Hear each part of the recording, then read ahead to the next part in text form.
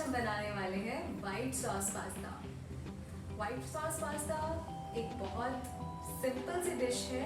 इसको बनाने के लिए कुछ बहुत सिंपल इंग्रेडिएंट्स चाहिए। वाइट सॉस पास्ता के लिए हम लेंगे थोड़ा सा गार्लिक। ये मैंने 4 या 5 क्लॉव्स लिए हैं और थोड़ा सा सूखा हुआ पुदीना लेंगे हम। अगर आपके पास नहीं है तो आप ऑरिगेनोस भी यूज़ कर सकते हो, बट ये ज़्यादा बेटर है। 3 चिलीज़ हैं, ग्रीन चिलीज़, और बिल्कुल स्मॉल अमाउंट में कैबेज है। बहुत ज़्यादा आपको कैबेज यूज़ नहीं करना है। और ये है ग्रीन कैप्सिकम और ये कॉर्न्स हैं। और 1 फुल कप आपको मिल्क चाहिए और 1 स्लाइस आपको चाहिए चीज़ का। आप 2 स्लाइसेस या 3 स्लाइसेस भी यूज़ कर सकते हो, जैसा आपको जितना चीज़ी आपको बनाना है सॉस को, वो आप पे डिपेंड करता है। यहाँ पे मैंने अपने पास्ता को सिंपल वाटर में बॉईल करने के लिए रखा है, जो कि ऑलमोस्ट बॉईल हो चुका है। आपको बहुत ज़्यादा कुछ नहीं करना, सिंपल पानी लेना है और अपने जितनी क्वांटिटी आपको पास्ता की बनानी है पास्ता ऐड कर देना है, और लिटिल बिट सॉल्ट आपकी मर्जी है ऐड कर सकते हो। वाइट सॉस पास्ता के लिए सबसे ज़्यादा ज़रूरी है आपके पास वाइट फ्लावर होना चाहिए। वाइट फ्लावर, इसको हिंदी में मैदा बोलते हैं। और आपके पास बटर या घी होना चाहिए। जो वाइट फ्लावर है वो बहुत ज़्यादा अमाउंट में यूज़ नहीं होता, सिर्फ 1 स्पून यूज़ होगा। सबसे पहले आपको एक सिंपल पैन लेना है। अगर आपके पास नॉन स्टिक पैन है तो बहुत अच्छी बात है, लेकिन मैं एक सिंपल पैन यूज़ कर रही हूँ। इसमें आपको 4 टीस्पून घी के डालने हैं, 4 या 5, वो आप पे डिपेंड करता है आप क्वांटिटी कितना बना रहे हो। उसके बाद आपको एक सिंपल स्पून लेना है और 1 स्पून मैदा डालना है। क्योंकि आप पास्ता हमेशा इसी तरह के पैन में बनाते हो जो नीचे से फ्लैट होता है, तो इन पैन्स का क्या बेनिफिट होता है, एक साइड पे आपने घी डाला था अपने मैदा के लिए और एक साइड पे आप थोड़ा सा घी डालिए, और ये जो आपने गार्लिक कट करके रखा था इसको साइड पे डालना, मैदा के ऊपर नहीं डालना, ताकि आपका जो गार्लिक है वो साइड पे हल्का हल्का धीरे धीरे भूनता रहे और मैदा दूसरी साइड पे धीरे धीरे भूनता रहे। ये जो गार्लिक है इसे आप प्लीज़ स्किप मत करना, क्योंकि इसी की वजह से आपके पास्ता का टेस्ट एनहांस होगा। ये देखो, एक साइड पे गार्लिक धीरे धीरे भुन रहा है, थोड़ा सा मैदा इसमें ऐड ऑन हो जाता है भुनते हुए, बट उसकी फिक्र नहीं करनी है। और दूसरी साइड पे मैदा भुन रहा है। आपने इन दोनों चीज़ों को तब तक भूनना है जब तक ये लाइट रेडिश में आ जाए, पर मैदा को जलने नहीं देना, इसलिए हमने इसको कम आंच पे रखा हुआ है।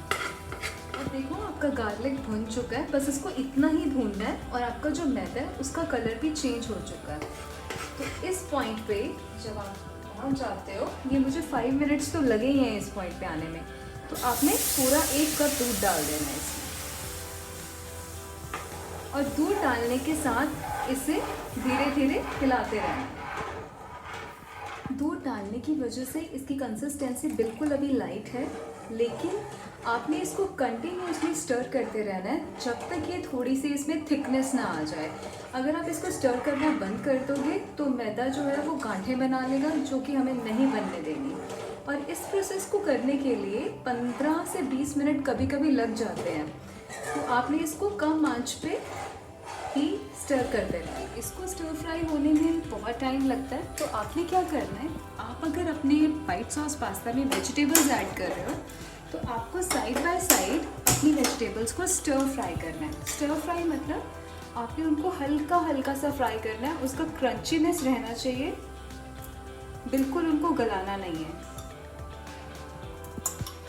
इस तरह से आपने 2-3 टीस्पून ऑयल डालना है, और जो भी वेजिटेबल्स आप यूज़ कर रहे हो, अनियन, कैप्सिकम, कुछ भी, तो मैं अनियन वगैरह नहीं यूज़ कर रही हूँ, मैं सिर्फ कैप्सिकम, कैबेज और कॉर्न्स यूज़ कर रही हूँ।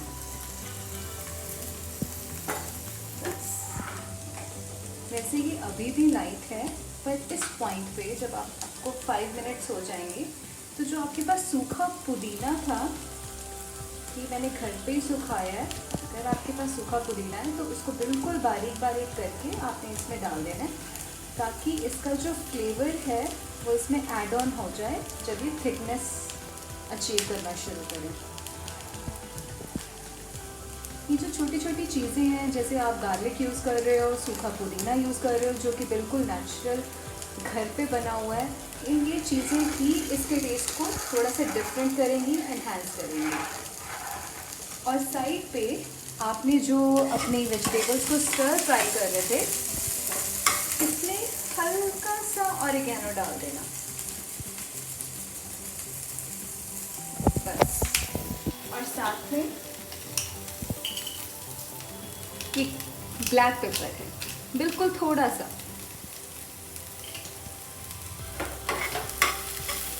बस आपको इससे ज़्यादा इनको फ्राई नहीं करना है, इसके बाद नहीं तो इन वेजिटेबल्स की क्रंचीनेस ख़त्म हो जाएगी। अब आपने अपनी गैस को बंद कर देना। आफ्टर 10 मिनट्स जब इस तरह की कंसिस्टेंसी हो जाए, लाइट थिक, बहुत ज़्यादा थिक तो नहीं होगी, तो आपने अपनी चिलीज़ ऐड करनी है। मैं जिस पॉइंट पे जो ऐड कर रही हूँ आपको ध्यान रखना है, बिल्कुल स्टार्टिंग में ही आपको ये सब ऐड नहीं करना होता है इसमें। और इसी पॉइंट पे आप इसमें नमक ऐड कर सकते हो। नमक मैंने ये छोटे चम्मच 2 डाले हैं, तो 2-2.5 इतना डाल सकते हो, बाकी आपके टेस्ट पे है। अगर आप नॉर्मल खाते हो तो इतना सफिशिएंट होगा, ज़्यादा खाते हो तो आप अपने अकॉर्डिंग डाल सकते हो। और आप इसको हिलाते रहो ताकि थोड़ा सा और थिक हो जाए। देखो अब ये थिक हो गया, ये अब ये उतना लाइट नहीं है। जैसे ही आप इसकी आंच तेज़ करोगे तो अभी थोड़ी देर को देखना कैसे इसमें बबल्स क्रिएट होंगे। तो उस तरह से जब बबल्स क्रिएट होने लग जाएं और ये साइड्स पे इस तरह से लगना शुरू हो जाए, इसको आपने साथ साथ उतारते रहना है, नहीं तो ये जम जाएगा। इस तरह से ये कंसिस्टेंसी जब आप अचीव कर लेते हो, उस पॉइंट पे आपने क्या करना है, अपनी चीज़ स्लाइस जो भी जितनी भी आपको डालनी है, मैं 1 डाल रही हूँ, जितनी भी आपको डालनी है वो आपने इसमें इस पॉइंट पे डालनी है। इससे पहले मत डालना, क्योंकि ये जो चीज़ है ये अब कुक हुआ है, इससे पहले वो अंडर कुक था। तो ये डालने के बाद ये अपने आप मेल्ट हो जाएगा इसमें, और इससे क्या होगा, थोड़ा सा और चीज़ी हो जाएगा और लिटिल बिट और थिक हो जाएगा। अब इसको जल्दी जल्दी से आपने हिलाते रहना। अब ये मिक्स हो जाए,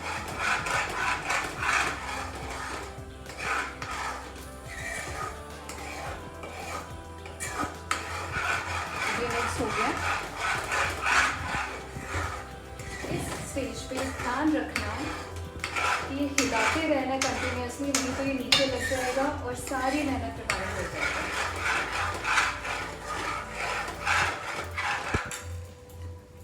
आपके पास अगर रेड चिली फ्लेक्स हैं तो इसमें हल्की सी ये डाल सकते हो।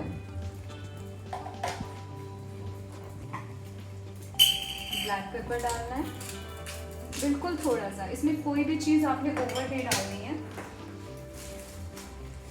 और इसके बाद आपने जो वेजिटेबल स्टर फ्राई की थी वो ऐड करनी है।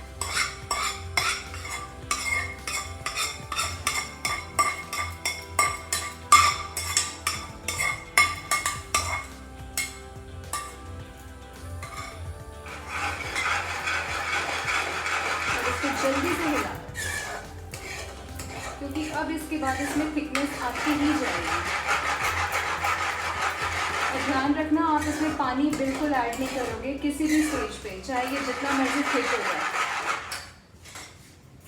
और जो आपने अपना पास्ता बॉईल करके रखा था, अब आपने वो डाल देना है।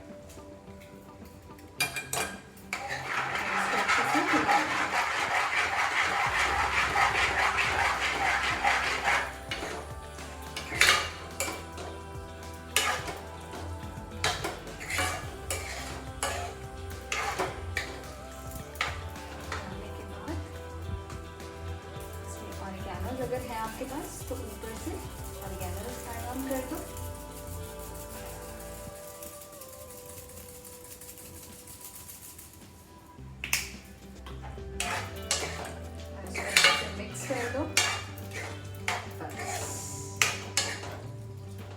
आपने अपनी वेजिटेबल्स और पास्ता को मिक्स किया है तो आपका अब ये वाइट सॉस पास्ता रेडी है।